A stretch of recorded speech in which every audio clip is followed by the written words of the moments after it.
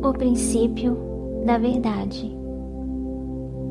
Conhecereis a verdade, e a verdade vos libertará. João 8, versículo 32. A verdade que liberta o homem é o conhecimento de que a sua consciência é a ressurreição e a vida, que ela ressuscita e traz à vida tudo o que ele é consciente de ser. Pois além da consciência, não há ressurreição e nem vida.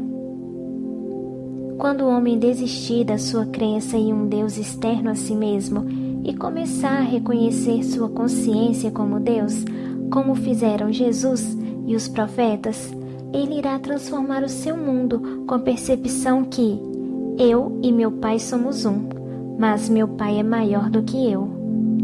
Ele vai descobrir que a sua consciência é Deus e que o que ele é consciente de ser é o Filho dando testemunho de Deus, o Pai.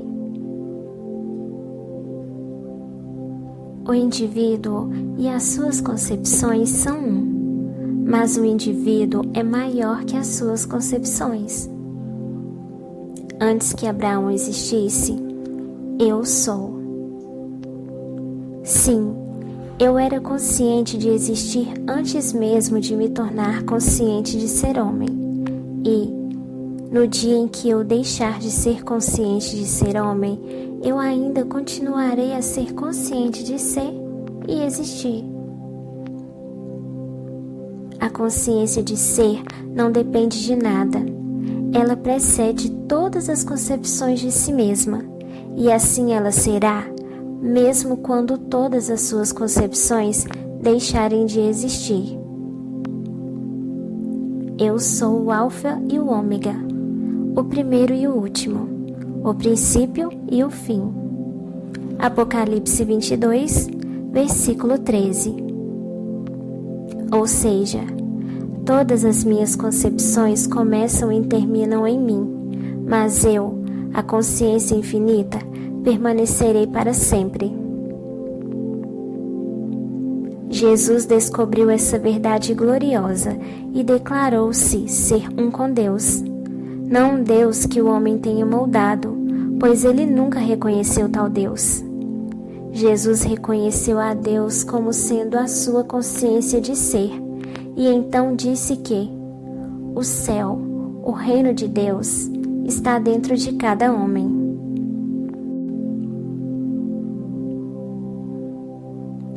Quando foi escrito que Jesus deixou o mundo e foi até seu Pai, simplesmente foi afirmado que ele tirou a sua atenção do mundo dos sentidos e se elevou em consciência para o nível que ele desejava expressar.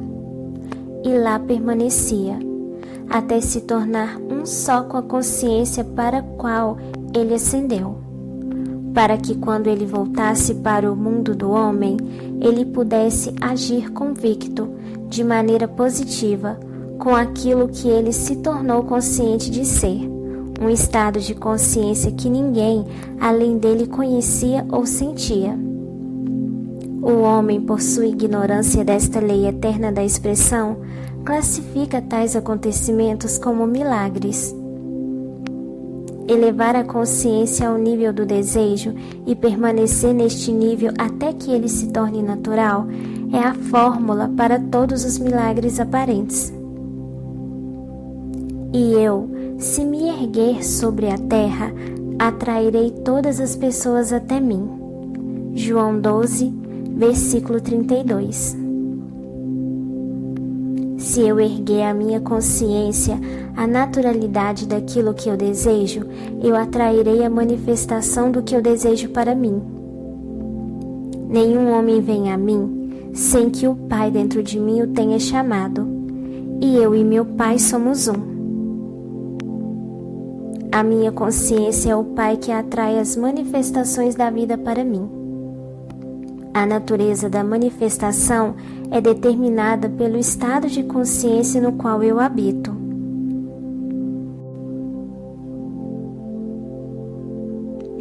Eu estou sempre atraindo em meu mundo aquilo que eu sou consciente de ser. Se você estiver insatisfeito com a sua atual expressão na vida, então você precisa nascer de novo. O renascimento é o falecimento deste nível atual, para o qual você está insatisfeito, para então renascer no nível de consciência que você deseja possuir e expressar. Você não pode servir a dois senhores ou dois estados opostos de consciência ao mesmo tempo. Se você tirar a sua atenção de um estado e direcioná-lo para outro, você morrerá para o estado do qual você se afastou. Irá habitar e expressar aquele no qual você se uniu. O homem não percebe que ele poderia expressar o que ele deseja através de uma lei tão simples, adquirindo a consciência do estado do seu desejo. A razão para esta falta de fé da parte do homem é explicada por ele enxergar o estado desejado através dos olhos das limitações de sua atual consciência. Portanto, ele naturalmente olha para a realização do seu desejo como algo impossível de se realizar.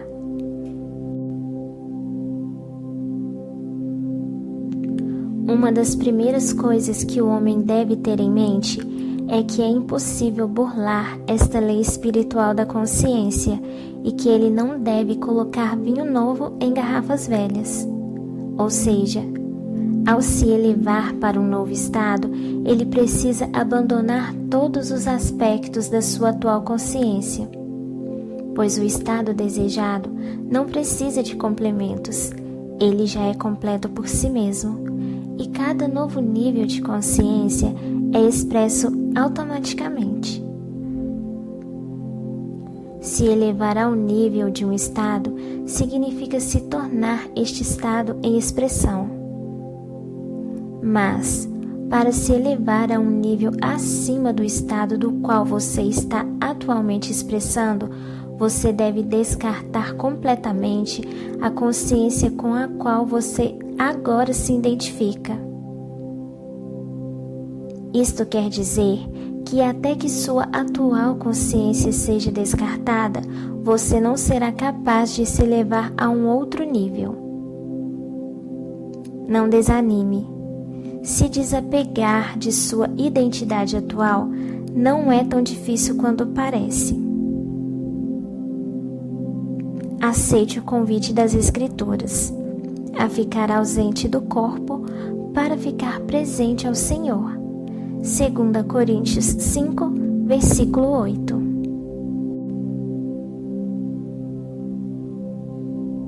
Este não é um convite feito a um grupo seleto de pessoas. É um chamado aberto a toda a humanidade. O corpo do qual você é convidado a ficar ausente é a sua atual concepção de si mesmo e todas as suas limitações, enquanto o Senhor, ao qual você deve ficar presente, é a sua consciência de ser. Para realizar esta façanha aparentemente impossível, você deve tirar sua atenção de seu problema e concentrar-se em apenas ser. Você deve dizer silenciosamente, mas com sentimento: eu sou. Não condicione esta consciência ainda, mas continue a declarar calmamente: eu sou, eu sou. Simplesmente sinta a essência que é você, sem face e sem forma, e continue a fazê-lo até você se sentir flutuando. Flutuar, no sentido psicológico, é abstrair-se totalmente dos sentidos físicos através da prática de relaxamento, voluntariamente recusando-se a reagir às percepções sensoriais.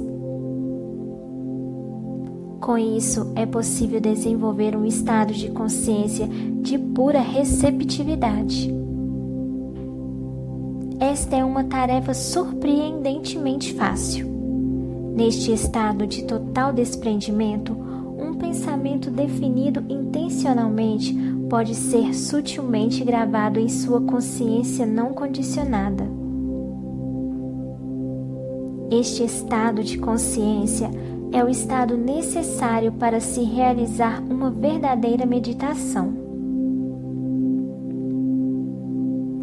Esta experiência maravilhosa de elevar-se a este estado de projeção é o sinal de que você está ausente do corpo ou problema e agora está presente no Senhor. Neste estado, você não fica consciente de ser nada além de eu sou. Você fica apenas consciente de ser, de existir. Quando esta expansão da consciência for alcançada, nesta profunda forma de si mesmo, forme a sua nova concepção, declarando-se e sentindo-se ser aquilo que você, antes de entrar nesse estado, desejava ser. Você perceberá que dentro desta forma profunda de si, todas as coisas parecem ser divinamente possíveis. Qualquer coisa que você sinceramente sentir ser neste estado de expansão se tornará, com o tempo, a sua expressão natural.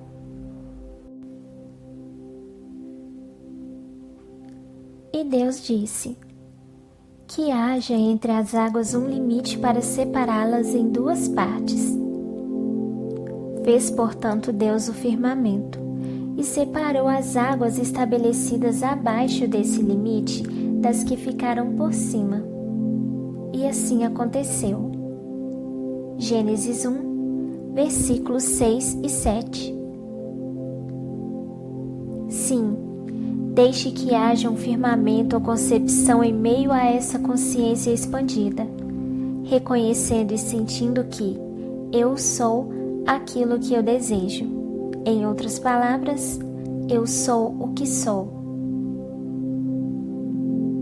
Conforme você declarar e se sentir ser aquilo que deseja, você irá cristalizar esta luz em que você se encontra, na imagem e semelhança daquilo que você está consciente de ser. Agora que a lei do seu ser foi revelada a você, comece hoje a se reavaliar para mudar o seu mundo.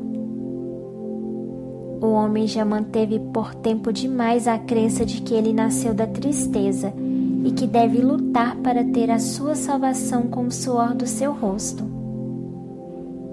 Deus é imparcial. Ele não faz distinção de pessoas. Enquanto o homem continuar a andar nesta crença de tristeza, porquanto ele vai andar em um mundo de dor e confusão, pois o mundo do homem é a sua consciência cristalizada em cada detalhe.